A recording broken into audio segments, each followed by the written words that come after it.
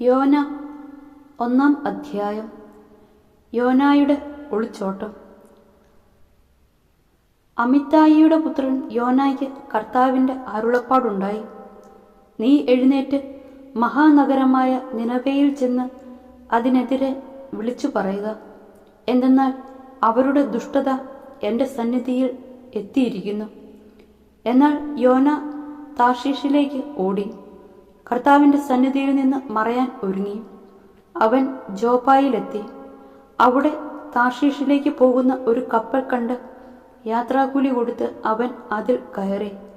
അങ്ങനെ താർശീഷിൽ ചെന്ന് കർത്താവിൻ്റെ സന്നിധിയിൽ നിന്ന് ഒളിക്കാമെന്ന് അവൻ കരുതി. എന്നാൽ കർത്താവ് കടലിലേക്ക് ഒരു കൊടുങ്കാറ്റ് അയച്ചു.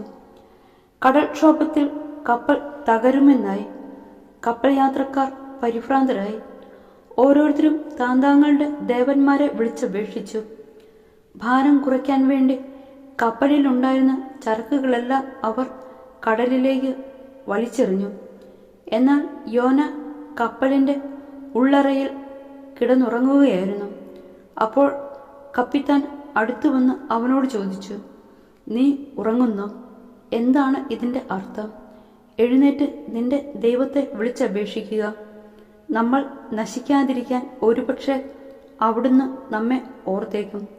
അനന്തരം അവർ പരസ്പരം പറഞ്ഞു, ആര് നിമിത്തമാണ് നമുക്ക് ഈ അനർത്ഥം ഭവിച്ചതെന്നറിയാൻ നമുക്ക് നറുകിടാം.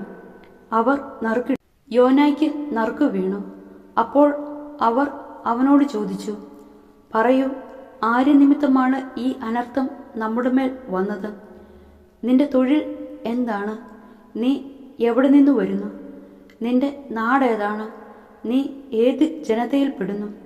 അവൻ പറഞ്ഞു, ഞാൻ ഒരു ഹെബ്രായനാണ്.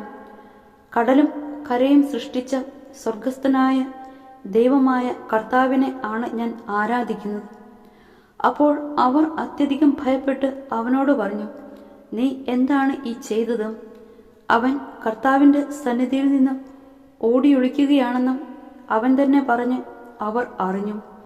അവർ അവനോട് പറഞ്ഞു, കടൽ ശാന്തമാകേണ്ടതിന് ഞങ്ങൾ നിന്നെ എന്ത് ചെയ്യണം?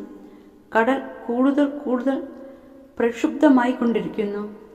അവൻ അവരോട് പറഞ്ഞു, എന്നെ എടുത്ത് കടലിലേക്കെറിയുക. അപ്പോൾ കടൽ ശാന്തമാകും. എന്തെന്നാൽ ഞാൻ നിമിത്തമാണ് ഈ വലിയ കൊടുങ്കാറ്റ് നിങ്ങൾക്കെതിരെ ഉണ്ടായിരിക്കുന്നതെന്ന് ഞാൻ മനസ്സിലാക്കുന്നു. കപ്പൽ കരയ്ക്ക് അടുപ്പിക്കുന്നതിനായി അവർ ശക്തിപൂർവം തണ്ടു വലിച്ചു. എന്നാൽ അവർക്ക് സാധിച്ചില്ല. എന്നാൽ കടൽ അവർക്കെതിരെ പൂർവാധികം ക്ഷോഭിക്കുകയായിരുന്നു. അതുകൊണ്ട് അവർ കർത്താവിനോട് നിലവിളിച്ചു, കർത്താവെ, ഈ മനുഷ്യന്റെ ജീവൻ നിമിത്തം ഞങ്ങൾ നശിക്കാനിടയാകരുതേ.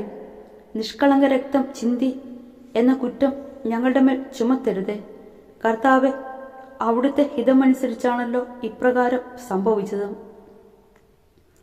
അനന്തരം അവർ യോനായെ എടുത്ത് കടലിലേക്കെറിഞ്ഞു. ഉടനെ കടൽ ശാന്തമായി. അപ്പോൾ അവർ കർത്താവിനെ അത്യധികം ഭയപ്പെടുകയും അവിടത്തേക്ക് ബലിയർപ്പിക്കുകയും നേർച്ച നേരുകയും ചെയ്തു.